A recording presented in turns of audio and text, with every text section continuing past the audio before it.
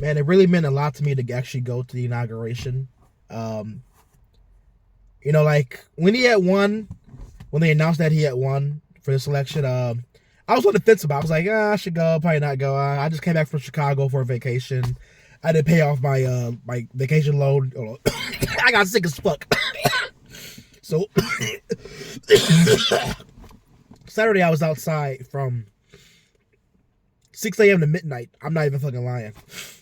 Waiting to get inside. It was chaos, pure chaos. But anyway, no, sorry, Sunday. That was the fun rally.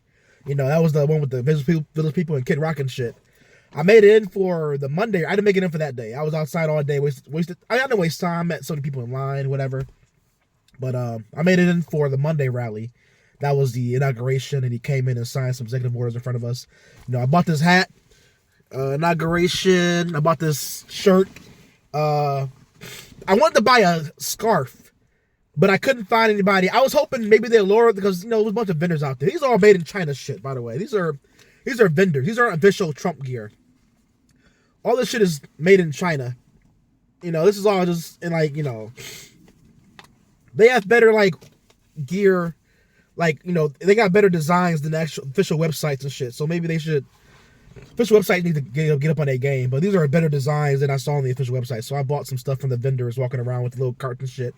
I went to buy a scarf, but I couldn't find a guy on Tuesday. I left Wednesday morning. I couldn't find a guy Tuesday. Wait. Monday. Yeah, Tuesday. I left Wednesday.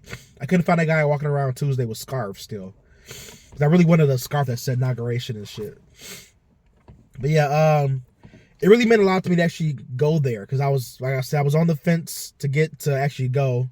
I've never been to DC, I've never been to Maryland, never been anywhere near that area. And I was like, you know what? Fuck it, I gotta go. This is his last rally ever. This is the end. And then I see he's doing rallies. He's in Las Vegas right now, doing rallies right now. I was like, oh my God, it's not his last rally, but his last rally before became official, whatever. But yeah, because all this time back, I was making videos here in 2020 and 2021. It felt wrong that I couldn't believe that America wanted to all this woke stuff, and now that it's done nothing but ramp up this whole time. It's done nothing but fucking like you got the video games, now we got type A and type B body types.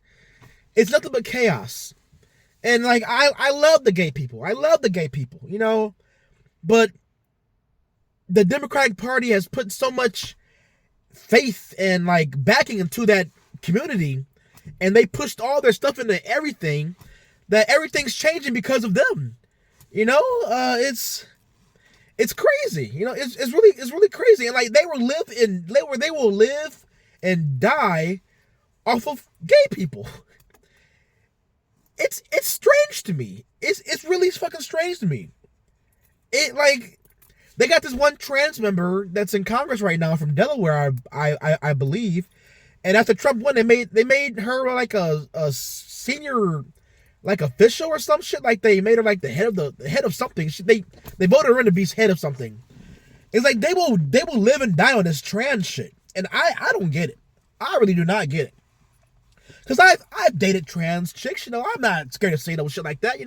I've hung out with them, I'll befriended tons of them, hung out with them on shit. But the bathroom thing is really crazy because I took one to a jazz club one time, and it didn't really cross my mind about the bathroom situation because a jazz club's nothing but older people there, And she said she was cool going to jazz club. I was like, yeah, it's a pretty cool jazz club to go to, whatever.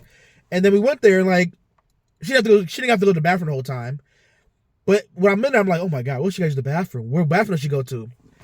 And that's a very slippery slope because she's the one that can pass. If you saw her in the street, you wouldn't look twice at her. But what about the ones that don't pass? We can't walk around with a cute chart saying, how cute are you? Between we can go to our bathroom or their bathroom. These are serious questions that we're just ignoring because we're getting to that point with the trans issue. And it's you see the ones that pass. A baby J can pass, all right? If I turn trans right now, can I start going to women's bathroom now? Do I gotta start taking pills and then I gotta wait like a year? Then I can go to women's bathrooms? These are serious questions. And this is just complete fucking chaos, you know? It really is. Like, we're really, if Kamala won, we were really gonna head down that path where we're just like nonsense was gonna be the norm. Normal nonsense. That's pretty much what it was gonna be, you know? But I'm glad Trump won. It was so heartwarming to be in just all the crowd. People from all over the country, all over the world I met. I met a black girl from Paris at Union Station in DC.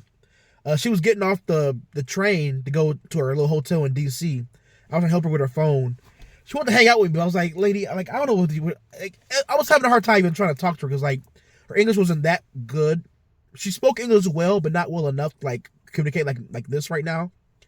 It's like, and her phone was in a different language. Her phone hardly worked. I was trying to put the address into her phone of where she needed to go for her motel or hotel, whatever she had.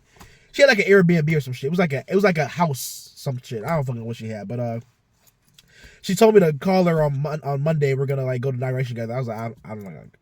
I took her number down. I didn't call her. I apologize. If you see this lady, I apologize, but like, I really didn't want to spend the whole day doing ESO lessons all day. You know, I really didn't. All right, but I hope you had fun. Hope you made it in like I did. I didn't see you that day though. But like that whole Sunday waiting in line from 8 in the morning, I believe, and then 8 in the morning I think it was like 3 p.m. when we found out we weren't getting in. Then we all just kind of scattered. You know, everyone kind of went everywhere. I went to go see DC monuments and stuff. I went to Lincoln Memorial, you know, Washington Monument, stuff like that. But yeah. There's stuff you see on TV all your life you never seen in person, but you got to get to see in person finally. But waiting in line with people like there was a girl in front of me from Arkansas. She lives in New York now. People behind me from Texas, Phoenix, Arizona. People from Arizona. It was just so cool just being around people, hearing them talk in their dialects, you know, and all those like coming together. We all took time out of our lives to fly out to DC to support President Trump. You know, it was heartwarming, really. It really was heartwarming to be there because we've been through a lot. Trump supporters have been through a lot. And like, you know, we gotta hide our support. Depending on who you are, where you're at, you know. People have lost their family members, their friends over support for Donald Trump. You know, it's very sad. It's very sad that it boiled down to this, you know. And it's very heartbreaking, really, looking at that shit. Like knowing, like even looking at people talking on X right now, just saying how many people have lost their friends through all this time. It's been over a decade now. What, 2016? Now we're in 2025. Yeah, almost a decade now. We've been doing this back and forth. You know, 10 years of Donald Trump on the ballot. You know, support for Donald Trump. It's man. So yeah, I had to be there with my people. You know, I had to be there. Met so many people. We were in line. I met somebody that lived in my city in the 80s. Like I was talking to people, and he heard me mention like Michigan, and he goes, "Oh yeah, he lived in my city back in the 80s." We were talking about everything going on. You know, I was like, "Oh yeah, this changed, that changed," and I guess he works on buildings or some shit. Like he's like some kind of architect. He worked on one of the most famous buildings out here, like one of the most recognizable buildings out here. I was like, "Oh yeah, I know you're talking about yeah." So he lives all over the world now. He lives in Arizona right now, but he lived in Maine, he lived in Vermont. You know, he lives here and there. You know, but the vibe was so cool. The vibe was so like everyone just felt relieved. You know, like everyone just felt relieved. Like DC is a very cool place. I'll go back maybe like 2 years. Because there was so much stuff shut down because of the inauguration, you know, the parade that we didn't have, because it was quote unquote cold. We'll talk about that in a minute. But I really couldn't transit around DC normally because everything was all crowd control, gates were set up and everything. Which they were in the process of taking down when they announced they were going to be inside, but everything was taken down still. There was still stuff like you couldn't go in front of the White House. I got pictures of it from the side. We couldn't go right directly in front of it because they had stands still sitting up there for the parade that they didn't have. So, conspiracy time. I I don't believe it was a weather issue with the inauguration being moved inside. Because I had got tickets to be in a standing area, like in the actual ticketed area. Not the, there's like the inauguration booth. There's like the cool people, the cool rich people. There's a sitting area, and behind the sitting area is a standing area, and then behind the standing area is the free area. So I had tickets to be actually in the standing area, and my thing is that it was 25 degrees that day. They were trying to say it was gonna be -2, and it definitely was not -2. It was nowhere near negative. It was nowhere near zero. I looked at my phone about a few hours online with people. It was 25 degrees. I took my gloves off because I'm from Michigan, so like 25 degrees is warm. Like right now, right now, what is it?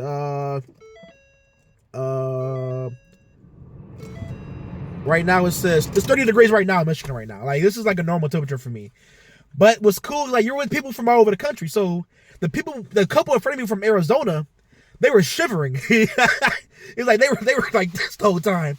I got my gloves off, my hat's hardly on. I'm like, man, it's normal right now. So they try to say it's cold, and then the way the Democratic Party leaders were like making fun of them about, oh, what, Obama just wore a jacket when it was cold. Like it seemed very weird and very like targeted. Like something else is going on to make y'all distracted about like why they're doing it inside.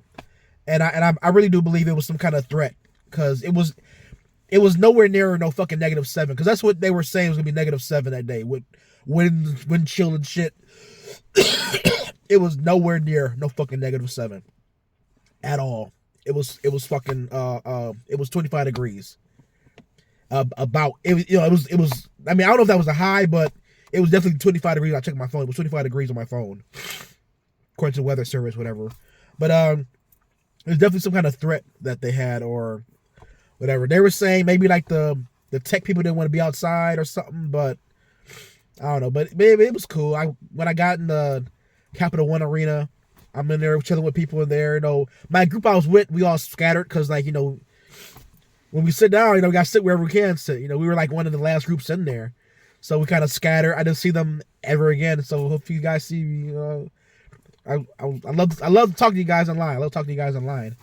But all you guys are cool. But yeah, sad. Like that place was actually at capacity, because there, of course, any arena, you're not gonna fill it every single seat for fire marshal laws, for safety reasons.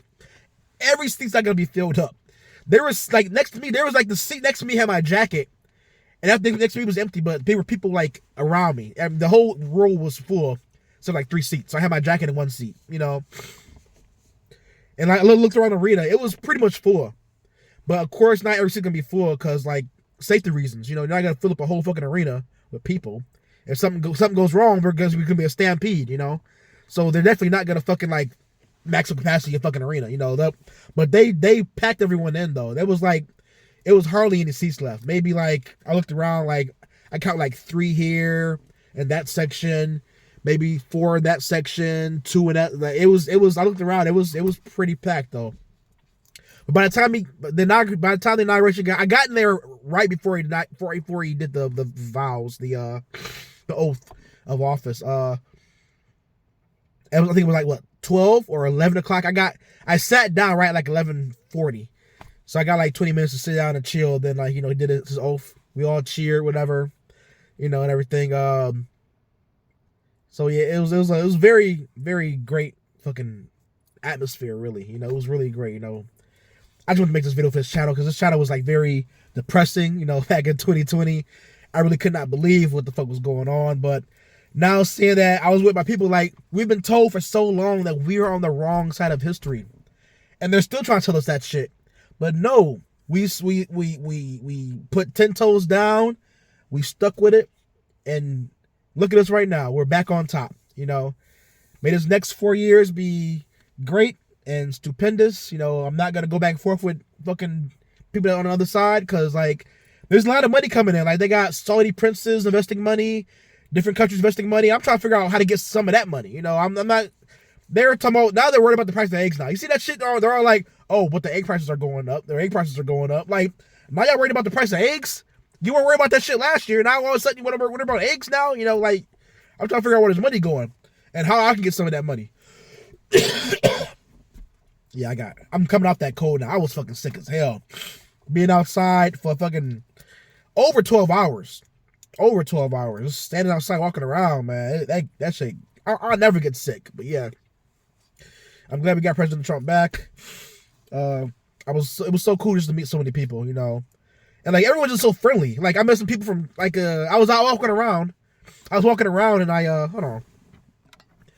I was walking around and I went to the bathroom and I was in an arena. I walked past a girl with like some cute boots, like all bedazzled up. I'm like, oh, nice boots. She goes, oh yeah, Texas. I go, I can tell. We don't dress that fancy up here, you know.